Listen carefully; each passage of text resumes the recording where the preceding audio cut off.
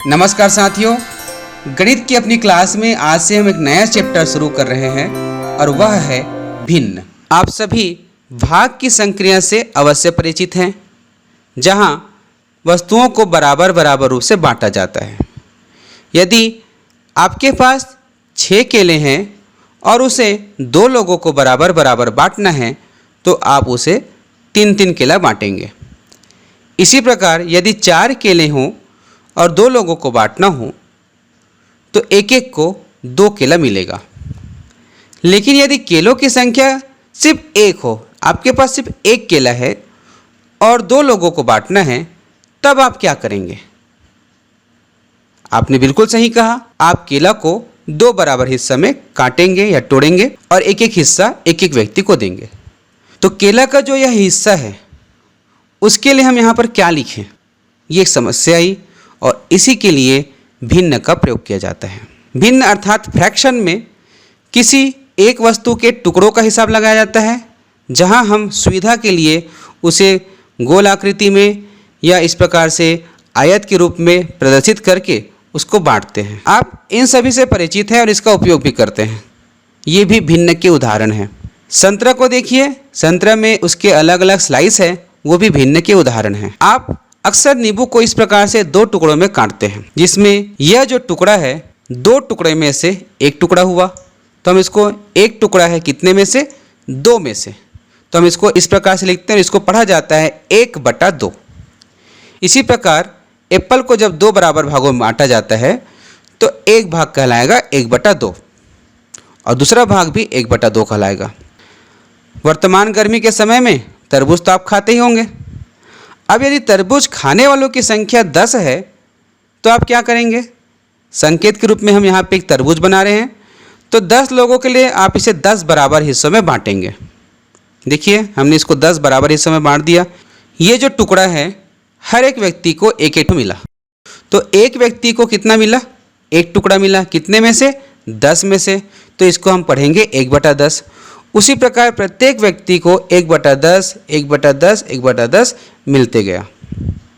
यहाँ पर 10 यह बता रहा है कि इस तरबूज को टोटल 10 टुकड़ों में काटा गया है और एक यह बताया है कि इस व्यक्ति को एक टुकड़ा मिला है।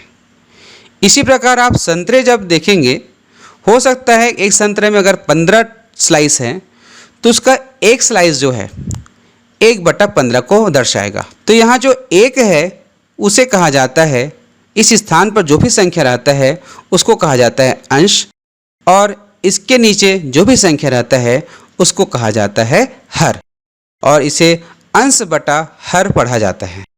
इस प्रकार 1 अंश हुआ और 15 हर हुआ और इसको पढ़ा जाएगा 1/15 और यही भिन्न है। अंश को अंग्रेजी में न्यूमरेटर कहा जाता है और हर को अंग्रेजी में डिनोमिनेटर कहा जाता है। इस प्रकार हमने समझा कि भिन्न में अंश बटा हर होता है और इसमें जो भी संख्या रहता है उसको इस प्रकार से पढ़ते हैं, जैसे 1/15, 1/10, 1/5, 2/5, 2/10, और इसमें ऊपर में जो भी संख्या है वह कहलाता है अंश और नीचे में कहलाता है हर।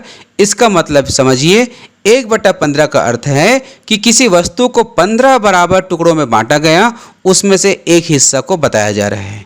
1/10 का मतलब है किसी वस्तु को 10 बराबर हिस्सों में बांटा गया, उसमें से एक हिस्से को यहाँ पे दर्शाया जा रहा है। 1/5 का भी वही अर्थ हुआ, 5 हिस्सों में बांटा गया, उसमें से एक हिस्सा यहाँ पे प्रदर्शित किया गया है। 2/5 का अर्थ है किसी वस्तु को 5 बराबर टुकड़ों में बांटा गया है, उसमें से 2 हिस्सा को यहाँ पे दिखाया जा रहा है। इसी प्रकार 2/10 है। अभी आपने तरबूज का उदाहरण देखा जिसमें तरबूज को 10 बराबर हिस्सों में बांटे। यदि 10 बराबर हिस्सों में बांटने के तुरंत बाद यदि कोई 11वां व्यक्ति उसके पास आ गया और उसको भी तरबूज देना हो तो अब तो टुकड़ा नहीं बचा। कैसे लिखेंगे यहाँ पे कि उस 11वें व्यक्ति को 0 टुकड़ा मिला। कितने में मिला? 10 टुकड़ा में से 0 टुकड़ा मिला। इस प्रकार अंश में 0 हम रख सकते हैं। इसका अर्थ ये हुआ, 0/10 का अर्थ हुआ कि उस व्यक्ति को तरबूज के 10 हिस्से में से एक भी हिस्सा नहीं मिला। इस प्रकार भिन्न में 0 अंश में हो सकता है। अब हम जानेंगे कि क्या हर में 0 हो सकता है। इससे समझिए, अभी तक हमने समझा हर का मतलब हुआ जितने हिस्सों में बांटते हैं वो हर में आता है। तो इस तरबूज को क्या हम शून्य बराबर भागों में काट सकते हैं? नहीं काट सकते, इसलिए हर में शून्य नहीं हो सकता। अतः हम कह सकते हैं कि भिन्न में अंश में तो शून्य हो सकता है, लेकिन हर में नहीं होता। तो बच्चों, इस वीडियो में हम भिन्न से परिचित हुए, भाग व भिन्न के संबंध को समझे। अगले वीडियो में हम भिन्न से संबंधित अन्य बातों को आपके बीच लेकर आएंगे। हमारे चैनल को सब्सक्राइब कीजिए, क्योंकि इसमें गणित को बहुत ही सरल तरीके से बताया जा रहा है। धन्यवाद।